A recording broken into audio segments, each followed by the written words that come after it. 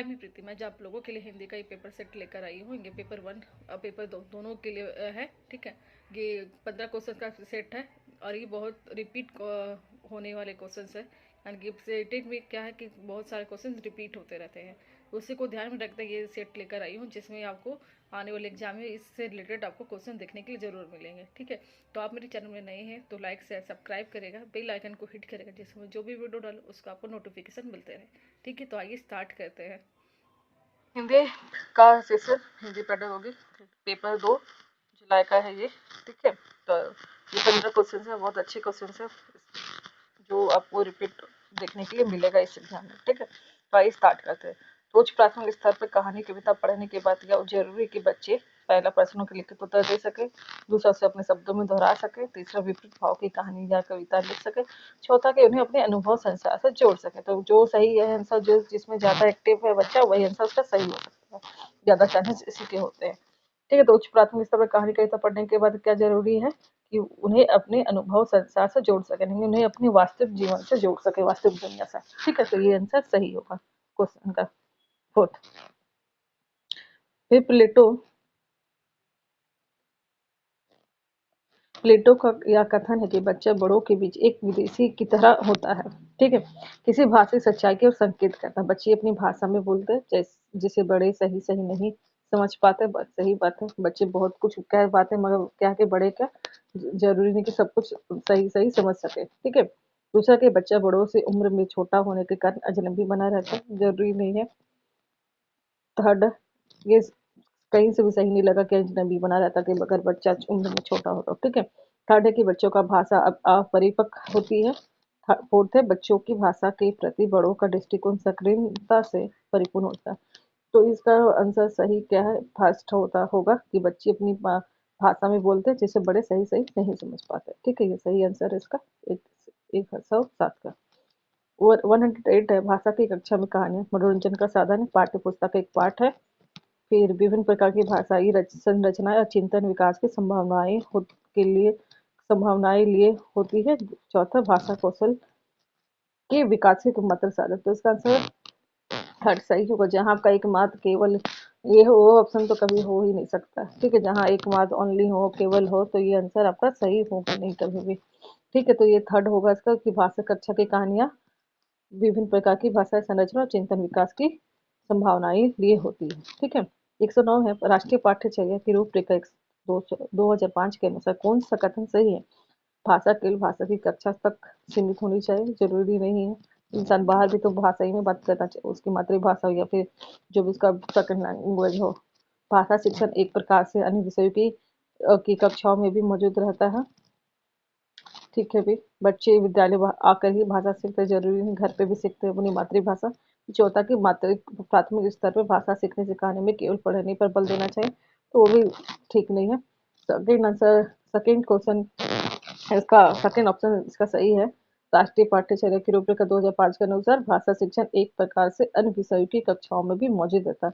हम लोग जो भी भाषा कोई भी यानी कि जैसे कि हिंदी, इंग्लिश, मैथ पढ़ रहे या फिर सोशल साइंस साइंस, इसमें क्या भाषा ही का ही है ना, लैंग्वेज ही जानते हैं और लैंग्वेज का ही होता है,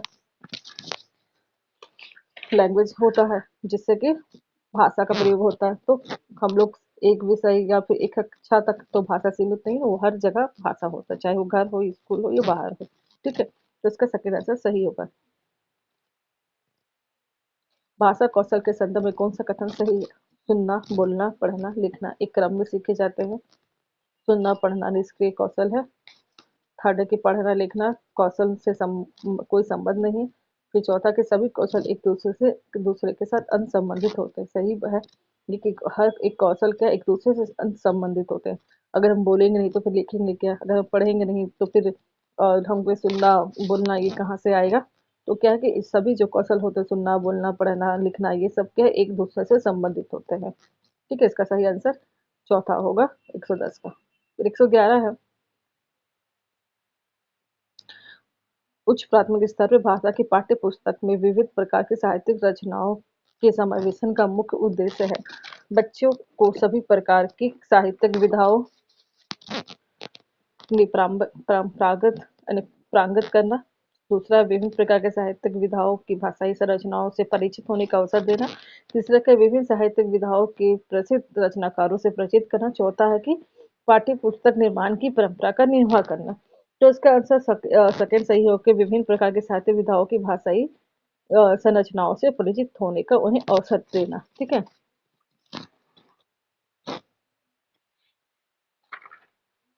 उसके बाद 112 क्वेश्चन है। रश्मि अपनी कक्षा को बाहर मैदान में ले जाती है और पर्यावरण पर आधारित कविता पाठ का कार्य करती है। रश्मि का क्या उद्देश्य है? पहला है बच्चों को रोजमर्रा की चर्चा से कुछ अलग माहौल देना।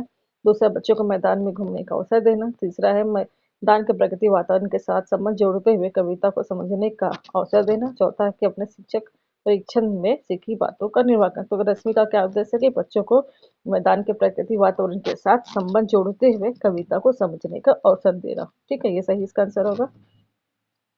113 की भाषा के आकलन करने के बाद महत्वपूर्ण सोपान होना चाहिए। आकलन से प्राप्त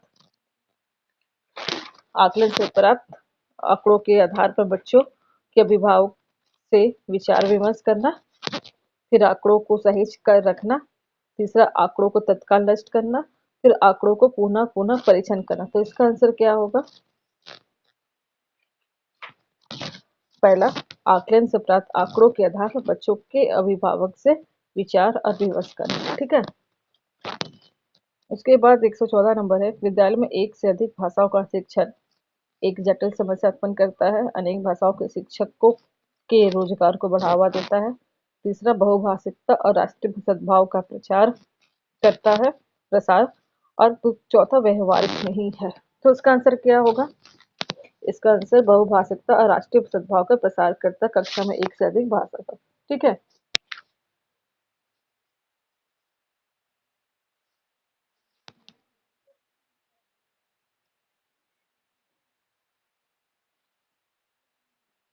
पंद्रह नंबर की भाषा शिक्षण की प्रत्यक्ष विधि में मातृभाषा का निरर्थक हस्तक्षेप होता है। भाषा अर्जन की स्वाभाविक स्थिति का निर्माण होता है। फिर अतिरिक्त शिक्षण सामग्री की कोई आवश्यकता नहीं है। चौथा, भाषा की विविध संरचनाओं को लेकर हेतु अभ्यास पर बल दिया। तो क्या है? भाषा शिक्षण की प्रत्यक्ष विधि में क्या, भाषा अर्जन की स्वाभाविक स्थिति का निर्माण करता है। ठीक है। इसकी जो भाषा अर्जन है, इससे क्या है, व्यक्ति का जो है वो स्वाभाविक रूप से भाषा का ज्ञान प्राप्त करता है। ठीक है।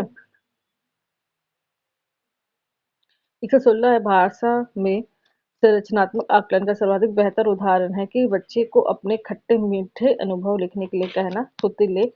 तीसरा है कि प्रश्न के उत्तर लिखवाना। चौथा है इकाई परीक्षा लेना। तो क्या इसका आंसर सही होगा कि बच्चे जब अपने मीठे और खट्टे जो अनुभव लिखेंगे वो सबसे सही होगा। ठीक है, तो इसका आंसर ये सही है।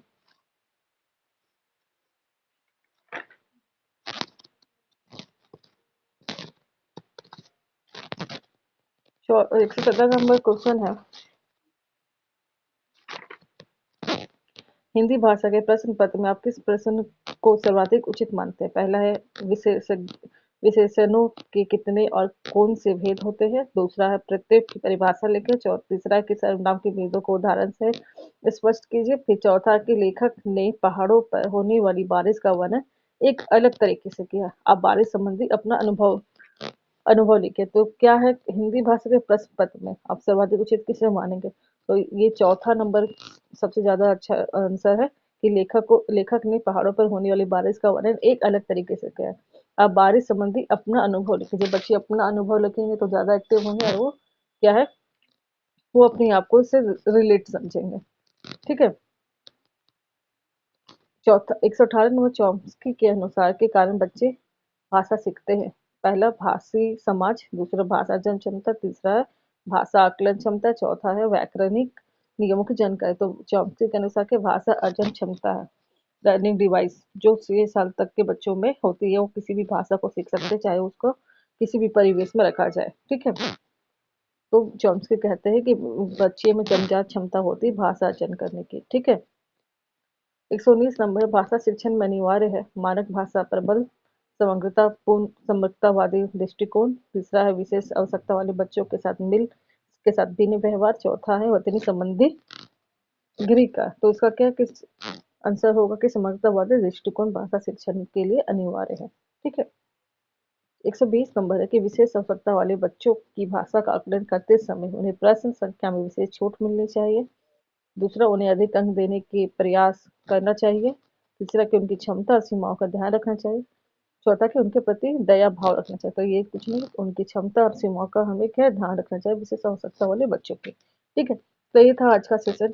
इसलिए हिंदी के बहुत ही अच्छे 15 क्वेश्चन है।